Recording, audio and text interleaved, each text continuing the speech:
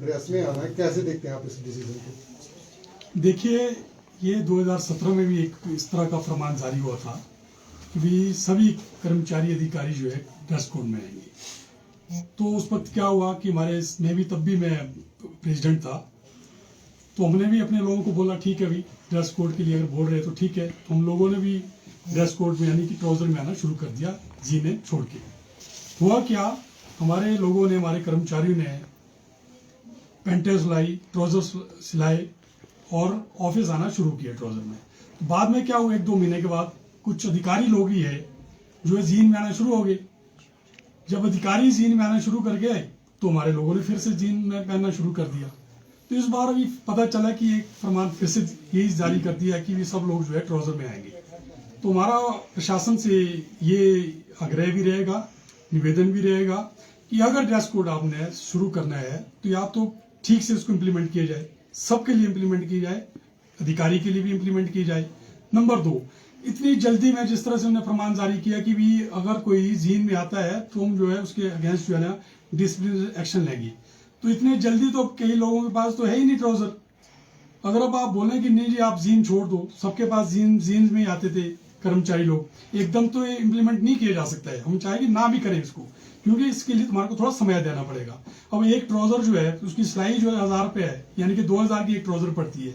एक मेरा कर्मचारी यहाँ पे दीपावली आने वाली है, कहाँ से 3-4 ट्राउजर खरीद लेगा? नेचुरली उसके ऊपर भार तो पड़ेगा। तो हम चाहते हैं कि एकदम इसको इम्प्लीमेंट ना करके थोड़ा इसमें टाइम दिया जाए, अगर इसको इम्प्लीमेंट करना ही है तो यही हमारा प्रशासन से रहेगा, इम्प्लीमेंट करना ही है। एक तो सबके लिए किया जाए, अधिकारी के लिए भी, कर्मचारी के लिए भी। नंबर 2, और इसमें इम्प्लीमेंट करने के लिए थोड़ा समय दिया जाए कर्मचारियों के पास। कितना टाइम आपको कितना चाहिए? समय? कम से कम 1.5-2 महीना, 2-1 महीना का। मतलब नेक्स्ट ईयर से जो आने वाला नेक्स्ट ईयर है, 2 महीने तो रहा है। हाँ, नया साल से भी करें, पर इसके लिए भी देखना पड़ेगा ना। ये अगर आपने ड्रेस कोड, कुछ लोग बोले कि ठीक है हमारे को हम ड्रेसेस में आ जाते हैं, हमारे लिए कोट यूनिफॉर्म जो है ना आप सिलेक्ट कर दो, हम उसमें आएंगे। अच्छा शर्मा जी, एक सवाल है कि जिस तरह से एक पर्टिकुलर ड्रेस होता है, तो क्या कि कर्मचारियों के लिए उसी तरह का ड्रेस होना चाहिए? अभी तो मेरे ख्याल 4th क्लास के लिए जिस तरह ड्रेस है, उनको तो शायद उसका यूनिफॉर्म का भी पैसा मिलता है। तो आप लोग कैसा इसको देखते हैं? नहीं, अगर तो आप वो बोलते हैं, प्रशासन बोलते हैं कि नहीं एक यूनिफॉर्म होनी चाहिए, अगर वो होनी चाहिए तो उसके लिए तो या तो कोई एडवांस दें हमारे को, ठीक है ना सर। अब एक कोट है, कोट मुझे लगता है 5000 का पड़ता है, पैंट, उसके बाद स्वेटर, यहाँ पे तो सर्दी में स्वेटर भी चाहिए, कोट भी चाहिए, ट्राउजर भी चाहिए। अगर वो जो है ना मुझे लगता है 10,000 से कम का तो आएगा नहीं। एकदम आप कर्मचारी भी इतना बाहर तो नहीं डाल सकते है ना। तो वो भी एक ड्रेस तो 2 चाहिए, यानी कि 20-25 हजार रुपए का खर्चा है, या तो उसके लिए फिर लोन दे सरकार।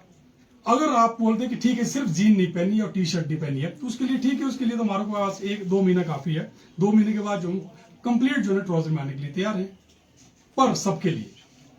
हिमाचल में सर्दियां भी होती है, तो क्या लगता है कि उस हिसाब से छूट भी होनी चाहिए, क्योंकि कोट्स भी लगाने पड़ते हैं बाकी, क्योंकि जैकेट्स का भी इस्तेमाल, क्योंकि क्या कोट्स का कुछ ठंडे हो जाते अगर तो हैं। सिर्फ 2 चीजों के लिए प्रशासन बोलते हैं सिर्फ जीन और टी शर्ट नहीं होनी चाहिए, तब तो कोई दिक्कत नहीं। तो तुम जैकेट में, जैसे ये जैकेट पहना है कोई दिक्कत नहीं है ना। अगर बोलते हैं ड्रेस कोड की एक यूनिफॉर्मिटी जैसे कि प्राइवेट कंपनी में होता है, कॉर्पोरेट सेक्टर में होता है, अगर उस तरह की चाहिए तब तो हमारे को कम से कम 2-3 ड्रेसेस चाहिए, उसमें फिर जैकेट भी चाहिए, क्योंकि यहाँ पे बर्फ पड़ती है। अब इसके लिए हम प्रशासन से पहले बात करें किस टाइप का ड्रेस कोड बोल रहे हैं, कि खाली यूनिफॉर्म जो होती है प्राइवेट सेक्टर में, या फिर सिर्फ जीन और टी शर्ट नहीं चलेगी। अगर टी शर्ट और जीन नहीं चलेगी तब कोई दिक्कत नहीं, हम ठीक है 2 महीने के बाद इस ड्रेस में आना शुरू कर देंगे, ट्राउजर में आना फिर से शुरू कर देंगे।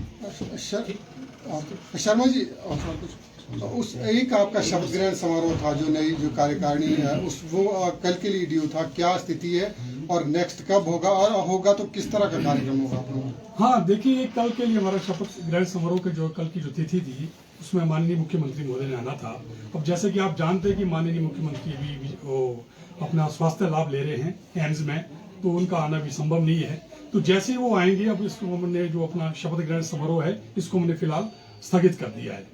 जैसे सीएम साहब आएंगे तो हम उनसे नेक्स्ट डेट लेके उसको हम आपको बता देंगे। उस दौरान कोई कार्यक्रम, कोई जनरल हाउस वगैरह क्या होगा? जनरल हाउस भी साथ में ही होगा, पहले शपथ ग्रहण समारोह होगा, उसके बाद जनरल हाउस होगा, लोगों का धन्यवाद किया जाएगा, माननीय मुख्यमंत्री आएंगे और हमारा प्रयास रहेगा कि उस जनरल हाउस में उस शपथ ग्रहण समारोह हो सकता है सीएम साहब ये जो डीए की हमारी 3 किस्तें ड्यू है, 1 किस्त जारी करेगी।